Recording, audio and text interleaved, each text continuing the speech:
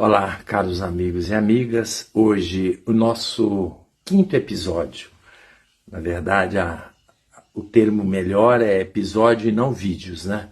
Nosso quinto episódio sobre dicas litúrgicas. Hoje nós vamos falar dos fiéis. Qual é a posição corpórea dos fiéis durante a celebração da Eucaristia? Basicamente, são duas posições recomendadas na liturgia, de pé e assentados.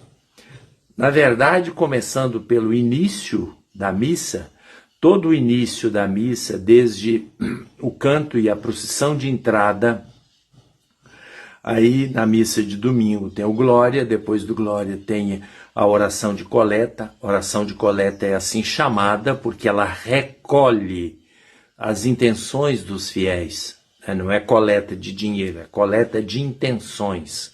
Recolhe as intenções ocultas ou públicas dos fiéis para aquela oração, que também é chamada oração do dia.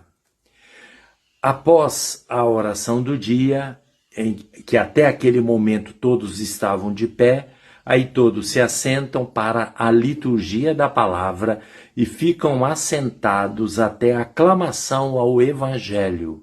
Aqui é importante lembrar que nas missas solenes, quando há incenso, o presidente da celebração, ele demora a levantar, porque ele tem que colocar o incenso no turíbulo, e se há diácono, ele tem que abençoar o diácono para a proclamação do Evangelho. Mas a assembleia dos fiéis, a partir do momento que se inicia o canto da aclamação, aleluia, quase todo durante o tempo litúrgico, menos na quaresma, aí todos se levantam, ficam de pé durante a aclamação, a proclamação do Evangelho.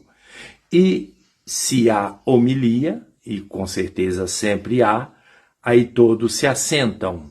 Terminada a homilia, todos se levantam para a profissão de fé e a conclusão da liturgia da palavra com as preces comuns dos fiéis. Após as preces e a conclusão feita pelo presidente da celebração, todos voltam a se assentar para a apresentação das ofertas, se levantando. Em alguns países, eles ficam assentados durante mais tempo, mas o comum no mundo inteiro, no Brasil, em quase todos os países, é mais nos países de língua alemã, eles continuam assentados, mas em todos os outros, se levanta no orar irmãos, permanecendo de pé até a procissão da comunhão.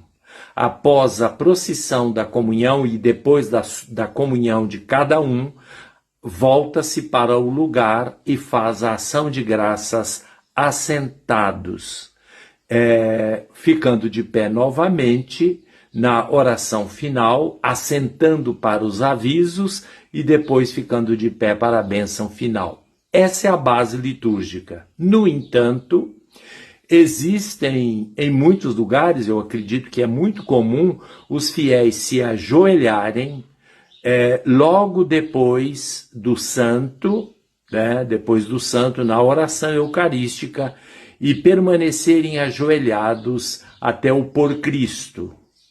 É um costume, tudo bem. E há também, para alguns fiéis individualmente, o costume de se ajoelharem após a comunhão. O que a gente pode dizer com relação a isso? Em primeiro lugar, a unidade litúrgica. A liturgia celebra a unidade da igreja. A unidade litúrgica, ela de alguma forma é sinalizada pelo comportamento semelhante de toda a Assembleia. E, portanto, a não ser por razões especiais, falta de lugares, pessoas de pé na igreja, quando todos estiverem assentados, todos assentados. Quando todos estiverem de pé, todos de pé. Quando todos estiverem ajoelhados, todos ajoelhados. Apesar de que aqui não é exatamente não há uma obrigatoriedade. tá? Mas há assembleias que em peso se ajoelham no momento da oração eucarística e de modo especial da narrativa da instituição da Eucaristia, ou seja, a consagração.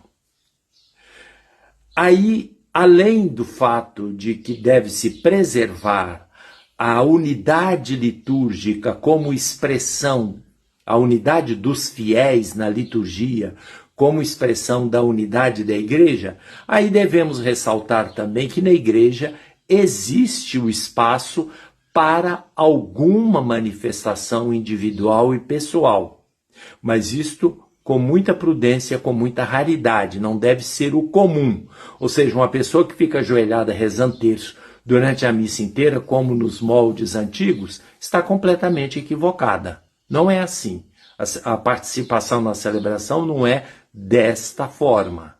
Ou seja, se não há uma razão especial de doença, de igreja muito cheia, deve-se manter o costume de todos manifestarem a unidade litúrgica como sinal da unidade da igreja.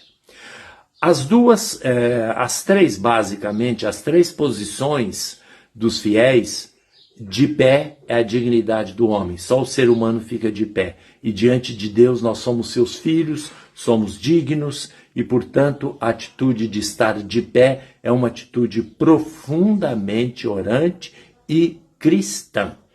Segundo, assentados é a atitude, a posição de quem medita, de quem está sentado meditando, refletindo.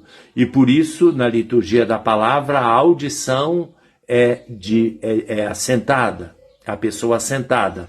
E após a comunhão também a pessoa assentada significa exatamente uma atitude meditativa. E a ideia de joelhos, de estar de joelhos, é a ideia tradicional em todas as religiões da nossa humilhação, do nosso caráter de humildade, refletindo a nossa condição criatural, a nossa imperfeição, a nossa fragilidade, a nossa condição pecadora diante de Deus, que é a suma perfeição.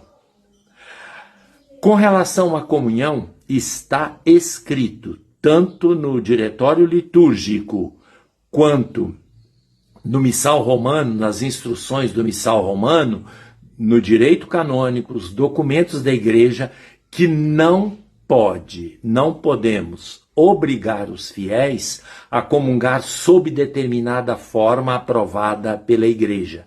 Ou seja, a comunhão de pé, com a mão para quem é destro, a mão esquerda de baixo e a mão direita formando uma espécie de manjedoura, recebe a Eucaristia. As mãos devem estar limpas, lavadas, não só por questões de higiene, mas pelo respeito à Eucaristia. Essa é uma atitude digna de receber a Eucaristia, porém, não é a única possível. O fiel que quiser receber a comunhão na boca é absolutamente permitido. Nenhum bispo, nenhum padre pode constranger e humilhar o fiel que quer receber desta forma.